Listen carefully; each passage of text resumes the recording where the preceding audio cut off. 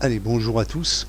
Je reviens sur un sujet qui est très souvent évoqué sur le forum, à savoir la copie d'un objet, y compris une plage de cellules, dans un contrôle image, dans un userform. Alors vous l'avez vu, si vous cherchez avec mon pseudonyme, j'ai donné diverses et moult versions, avec plusieurs méthodes d'ailleurs. Et c'est pour ça que je reviens aujourd'hui, parce que visiblement c'est pas bien saisi. Et je vais vous montrer pourquoi j'insiste sur le point souvent dans mes réponses que je préfère le WMF, Window Meta Fill. Pour l'exemple, donc pour la ressource, je vous ai fait deux exemples. Un exemple avec l'export d'un graphique sur lequel on a collé ce qu'on a copié avec la fonction copy picture. Et un exemple en WMF avec les API exécutés en macro 4 de façon qu'il n'y ait pas de déclaration d'API à faire et que tout soit dans un bloc, dans une fonction. C'est-à-dire vous prenez la fonction complète, vous le mettez dans votre module, basta, c'est réglé, ça fonctionne. Voilà. Donc je reviens un petit peu sur le graphique. Alors je vous ai préparé une fonction. Alors c'est bien une fonction, ce n'est pas une sub.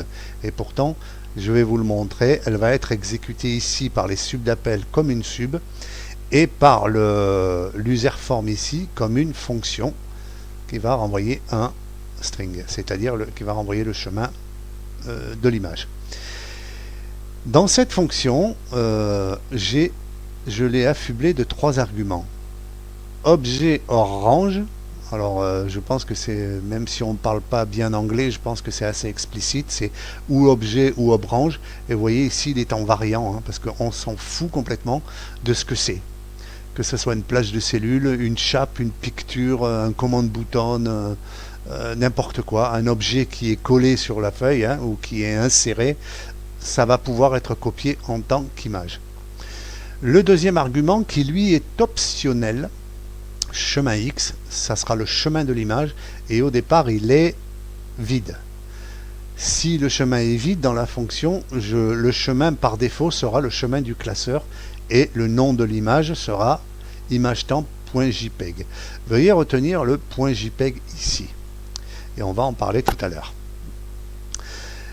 Ensuite, j'ai une variable globale module ici, chemin t, chemin temporaire on va dire, chemin t, qui reprend la valeur de chemin x, soit celui injecté, soit celui par défaut. Ici, avec mon astuce que pas mal de vous connaissent maintenant, de l'objet HTML file parent Windows clipboard data, j'arrive ici avec cette ligne-là à vider mon clipboard. Pourquoi il faut vider le clipboard avant de faire une copie? Pour la simple et bonne raison, c'est qu'on s'est rendu compte depuis 2013 et supérieur que le clipboard avait un petit peu des problèmes de patate, on va dire. Il était un petit peu lent. J'expliquerai dans une autre vidéo pourquoi, mais c'est pas le but ici de la question. En tout cas, on sait très bien que depuis 2013, le clipboard, quand on fait une copie picture de quelque chose, c'est un peu long. Donc on s'est rendu compte que les exemples que l'on trouve depuis fort longtemps, même depuis 2003, tels qu'ils étaient écrits avant, parfois nous rendaient un fichier image blanc. Pour la simple et bonne raison, c'est qu'il n'y avait pas assez de temps au clipboard de digérer les informations, de pouvoir les copier sur le graphe. Donc là, dans la fonction, je vide le clipboard pour être sûr de ne pas avoir d'image copiée dans le clipboard. Je copie mon objet en tant qu'image. Et là, je viens un petit peu là-dessus, la copy picture. Il faut savoir que copy picture, par défaut ici sans argument, va copier au format Window Meta Fill.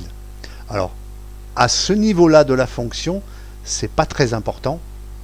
Mais je le dis quand même pour que ça soit bien saisi. À ce niveau-là, c'est pas très important. Mais ici, cette ligne-là va mettre dans le clipboard une image au format Window Meta Fill. Voilà, que les choses soient bien claires, même si à ce niveau-là, c'est pas encore important. Ensuite, ben, je crée mon graphique, ça vous le connaissez, l'astuce, hein, dimensionné aux mêmes dimensions que l'objet copié, hein, on enlève le ligne, hein, le pourtour, etc., etc. Tout ça, je ne l'ai pas inventé, c'est connu. Par contre, là où on va travailler, pour la gestion d'attente par rapport à 2013, 2016, 2019, 2021 et 365X versions, on va faire une boucle ici avec un do event et on va coller, tant que le graphique n'a pas d'image. C'est-à-dire que le picture point count du graphique est à 0. De façon à que quand finalement le clipboard a fini de digérer et a copié, etc., et que la picture est bien en place, là effectivement on va sortir de la boucle. Ça nous permet, là, ici à ce niveau-là, de ne plus avoir l'image blanche que vous avez avec les versions que vous trouvez ici et là et qui datent de quelques années déjà. En tout cas avant 2013, avant 2016. En tout cas, c'est surtout depuis 2016 qu'on s'en est rendu compte. Parce que moi, je travaille avec 2013 et c'est vrai qu'il y a une certaine lenteur par rapport à 2007 du clipboard. Mais on n'est pas encore au niveau de 2016, que là, par contre, on voit qu'il y a une sévère diminution, en tout cas une sévère augmentation du délai de digestion du clipboard des données qui lui sont injectées. Voilà. Donc après c'est facile, hein, on reprend les mêmes et on recommence, si je puis m'exprimer ainsi, et on injecte. Voilà. Je le dis tout de suite, dans divers exemples que l'on trouve sur la toile, y compris sur le forum XLD, on va trouver des exports ici en GIF, en PNG, en TIFF ou en JPEG. Il faut savoir que si vous choisissez GIF ou PNG, on va avoir une légère, mais alors vraiment légère amélioration de la qualité de la capture. Par contre, tenez-vous-le bien pour dit, hein, le fichier résultant qui va être créé, hein, réellement sera un fichier JPEG. Que vous le mettiez en point PNG, en point GIF, en point ce que vous voulez, le fichier sera un JPEG. Il suffit de le relire en binaire, et je pourrais même vous fournir la fonction pour lire un fichier image en binaire si vous voulez. Hein. On se rend compte que l'entête de fichier, c'est l'entête du JPEG. Donc, il s'avère que cette fonction-là, existante dans Excel depuis longtemps, hein, le fait de copier et de coller dans un graphique et d'exporter le graphique pour en faire un fichier image, c'est une fonction qui existe depuis, pas la nuit des temps, mais en tout cas depuis pas mal d'années, et depuis pas mal de versions d'Excel. Il se trouve qu'elle a des défauts, elle a des bugs, tout simplement. Hein. Alors je ne saurais pas vous l'expliquer pourquoi, c'est pas moi qui ai fait Microsoft Excel, hein. Donc je ne vais pas m'attarder sur ce point-là, mais en tout cas c'est certain, c'est un bug qui visiblement Microsoft n'a pas jugé bon de résoudre, hein, puisque à ce jour, j'ai encore testé ce matin, les fichiers résultants ont bien un en-tête de JPEG, hein, en binaire. Donc ceci étant dit, et je parlais justement de cette qualité-là, pour la simple et bonne raison, c'est que dans mon discours, hein, dans les réponses que vous allez trouver sur le forum à ce sujet-là, j'ai toujours appuyé le fait que je préfère le Windows Metafile plutôt que le JPEG exporté par le graphique, pour la simple et bonne raison, c'est que la qualité réelle de l'image, c'est de l'Adobe. Pour être honnête avec vous, c'est de l'Adobe. Et je vais vous montrer l'exemple vraiment visuel, comme ça vous allez comprendre. Voilà. Voilà mon user form. J'ai copié ma chape, hein, que l'on voit ici, hein, ma chape boule, hein, que j'ai nommé boule, et ma plage A1 F10 dans deux contrôles images de l'user form. Qu'est-ce que l'on constate? Si on regarde bien le texte dans les cellules et qu'on regarde bien le texte dans les cellules de la capture, hein, enfin, parce que c'est même plus des cellules, c'est simplement une photo, c'est une image, on se rend compte que la qualité d'image, elle est sérieusement déplorable. Alors, somme toute, quand on a besoin d'un visuel comme ça, c'est pas très important parce que ça reste intelligible, hein. Mais bon, dans l'export par exemple, dans un fichier pour une autre application, pour envoyer par email ou je ne sais quoi, sincèrement je vous dis, c'est pas jojo. Là on regarde bien, là on a même un exemple assez flagrant là.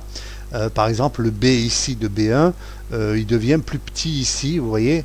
J'ai pas demandé à ce que B devienne plus petit, c'est la capture qui me le capture comme ça, hein.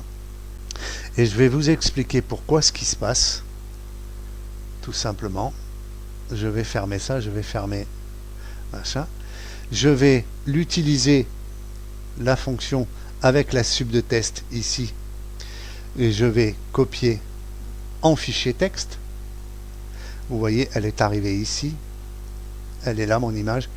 On voit bien ici, l'image, hein, elle est à peu près correcte, c'est-à-dire que là on a gardé la dimension originelle de la plage, hein, en termes de pixels, mais on voit bien que si on change le zoom de rien du tout, hein, on se rend compte que ça y est, ça devient une catastrophe. On voit les caractères qui bavent ici comme si le stylo avait coulé, on voit la taille de caractères qui sont plus ou moins bonne, hein, et si j'augmente le zoom, on voit bien que ça se dégrade, hein. Et si je reviens même à la dimension originelle, on voit bien qu'il y a quand même des bavures, hein, par rapport à l'original, hein, si on regarde bien, hein, à certains endroits, le B n'a plus la même forme, hein. On voit qu'il y a quand même un petit peu comme si on avait changé la police de caractère, hein. Presque, hein. Et on le voit bien dans le user form, hein, je vais fermer ça, on le voit bien en user form quand je vous dis changer de police de caractère, hein, on voit bien, on a vraiment l'impression ici que c'est plus du tout la même police, hein. On voit bien que là c'est net, et là on voit que c'est parti. Alors un coup le A il est grand, un coup le A il est petit, un coup le A il est grand, vous voyez, je veux dire, c'est pour la simple et bonne raison, c'est que comme je l'ai mis l'image en zoom ici, c'est-à-dire de façon qu'elle garde son aspect ratio, mais qu'elle reste dans le contrôle image, donc ça veut dire que le contrôle image ici n'a pas tout à fait la même dimension que la plage originale, donc le zoom ici, il est pas à 100%, d'ailleurs si je regarde, je suis légèrement plus petit, voilà, je suis légèrement plus petit, donc là je dois être je sais pas, entre 90% et 100%, je sais pas à peu près à combien, mais voilà, on pourrait faire le calcul, mais la question d'aujourd'hui n'est pas là. Voilà les raisons pour lesquelles je n'utilise quasiment jamais cette méthode là, même si elle a fait ses preuves depuis la nuit des temps, hein, et qu'elle reste quand même une solution envisageable dans une utilisation qui ne demande pas de précision plus que nécessaire. Voilà. Je vais vous parler du format Windows Meta File. Windows Meta Fichier. Alors Windows Meta Fichier, j'aime bien ce format-là. Pour plusieurs raisons, hein, je vais essayer de vous le montrer tout ça dans la vidéo, hein, si j'ai suffisamment de temps. Donc la fonction, on reprend le même principe, hein, l'objet, là j'ai déterminé un objet, mais ça peut être n'importe quel objet, hein, donc on s'en fout, hein. J'aurais même pu mettre variant ici, on s'en tape, hein, c'est un objet qu'on doit copier. Le deuxième c'est le chemin, hein, toujours vide, optional et par défaut le chemin du classeur. Ici, j'ai fait un argument noTransparenceRange et toujours mon do not keep file si je veux m'en servir dans la copie dans un user form et que je n'ai pas besoin de garder le fichier créé. Ok. Donc je reviens un petit peu sur cet argument-là, hein, et pour revenir sur cet argument-là, je vais vous en montrer la démo et vous allez comprendre pourquoi. Voilà, j'ai ouvert mon userform, toujours pareil, hein, c'est vrai que je mets un petit peu la charrue avant les bœufs. Hein, c'est toujours pareil, image x picture point load picture égale le chemin créé par la fonction, si la fonction s'est complètement exécutée puisqu'elle renvoie le chemin. Hein. Donc c'est toujours pareil. Hein. Et là, le deuxième argument, true, ici, do not keep field, c'est pour supprimer le fichier. C'est-à-dire qu'une fois que l'image elle est dans le contrôle, c'est pas la peine de garder le fichier, puisque c'était juste un affichage dynamique dans le userform que l'on avait besoin. L'argument ici, no transparence range, ici, hein, vous le voyez, effectivement, quand on ouvre l'userform, vous voyez, ici je l'ai en blanc, et ici je l'ai en transparent. Parce qu'il faut savoir, hein, que une plage de cellules ici qui est blanche à l'origine, qui n'a pas été colorée, hein, il y a juste quelques cellules sur lesquelles j'ai mis des couleurs, n'a pas de fond. Elles n'ont pas de fond solide en fait. Elles sont réellement transparentes. Elles sont XL non. Le intérieur il est XL non. Ça veut dire qu'il n'y a pas de fond d'image et ni de couleur. Voilà. Même si on fait le test et on va se rendre compte que si on demande la couleur intérieure, ça va nous donner 127 machin truc, je sais pas combien, enfin la couleur blanche en longue, hein, en unité longue. Et en fait, si on fait debug.point XL non et debug.point VB white, on va se rendre compte que c'est le même nombre. Donc voilà, ce n'est pas un test valide pour tester la validité de la solidité du fond d'une cellule. Voilà. Donc les cellules sont réellement transparentes et non pas blanches, comme on pourrait le croire. C'est pour ça que Windows Metafield, lui, copie la plage de cellules telle qu'elle est. Voilà. Et dans la fonction, comme elle copie telle qu'elle est, et que je le remontre une fois, ça peut être gênant, hein, étant donné que si on met un fond avec des images et des détails, ça peut être gênant parce que ça va se voir à travers. Hein. Donc, le Windows Metafield ici, au lieu de garder l'objet que j'ai copié et de le copier en Metafield ici, je vais le recoller en tant qu'image dans la feuille. Et cette image que j'ai collée dans la feuille, je vais la re-remplir, c'est-à-dire je vais lui redonner un fond visible et je vais lui redonner un fond de couleur blanche. Je ne vais pas colorer toute la surface en blanc, je lui redonne son fort color en blanc, qui normalement, son fort color est en transparency 1. Voilà. Et là, je le remets en fil visible. Et je lui remets un fort color en VB white.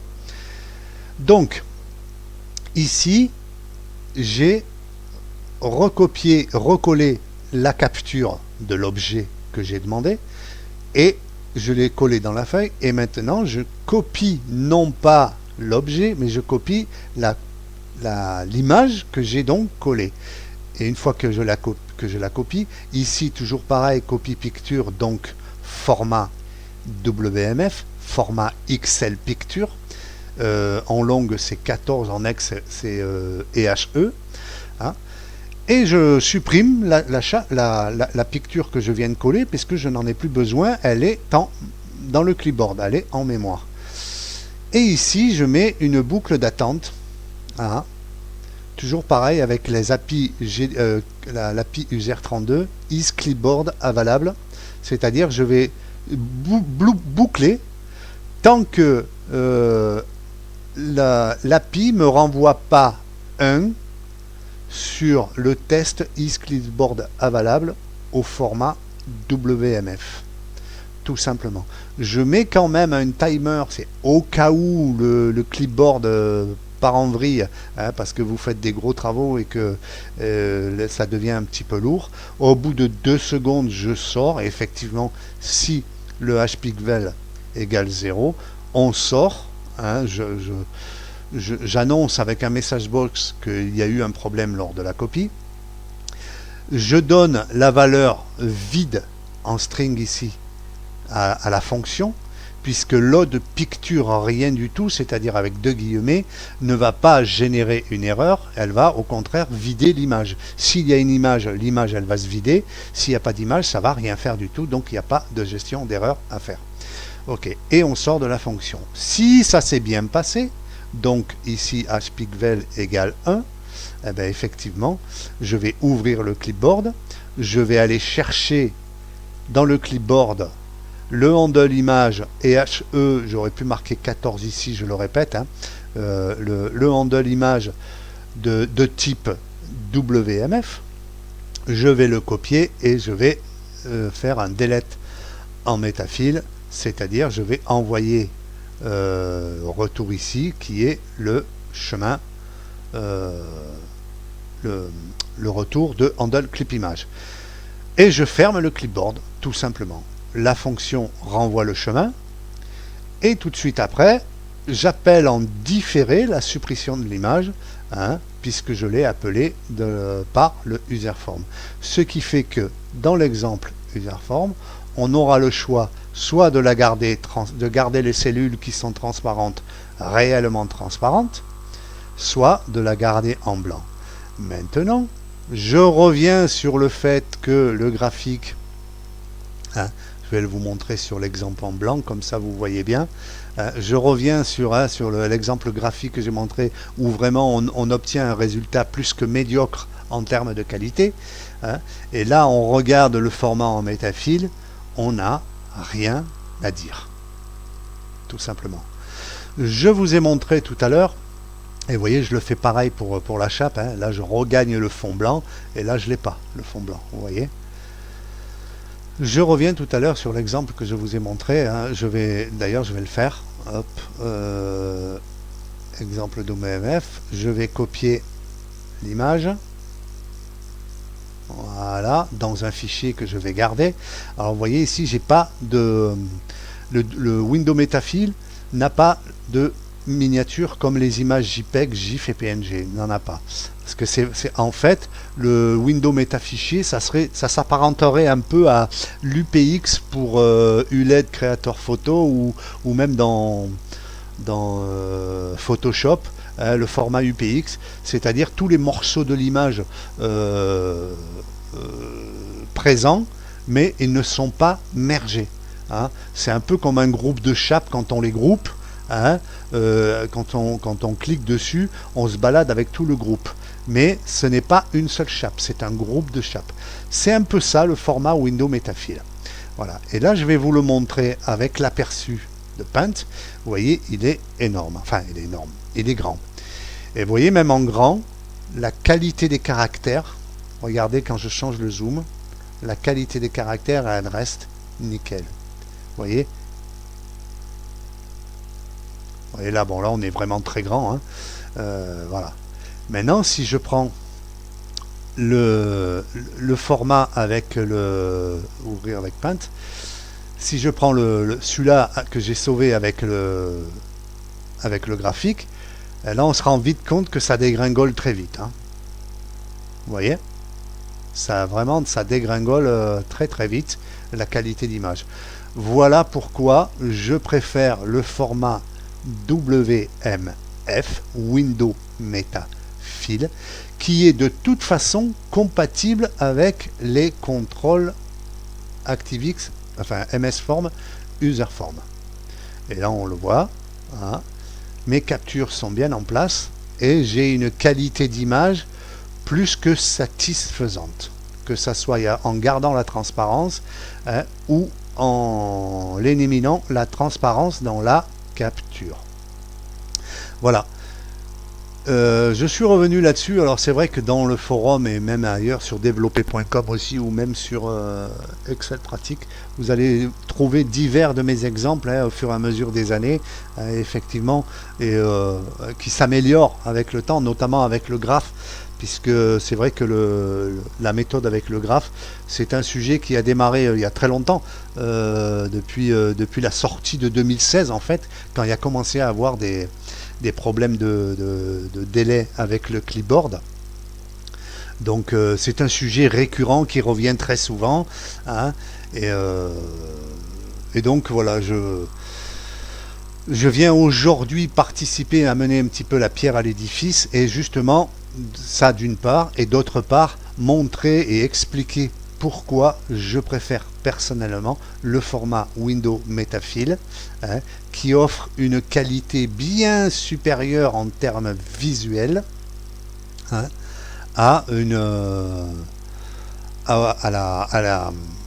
au format JPEG. Voilà. Donc voilà, c'était deux petits exemples, hein, vite fait, bien fait, là, avec deux userforms, avec les deux modules bien séparés, de façon que vous fassiez bien la différence et que vous puissiez travailler avec l'un ou avec l'autre, comme bon vous semble, hein, ou pas, comme vous voulez, hein. Et les exemples démontrant visuellement, hein, parce que c'est incontestable, hein. Je ne sais pas si je vais pouvoir le faire. Si je vais pouvoir le faire, ce que je vais faire, je vais mettre le modal à false des deux userforms, hein. Comme ça au moins le modal à false, comme ça je l'ai fait.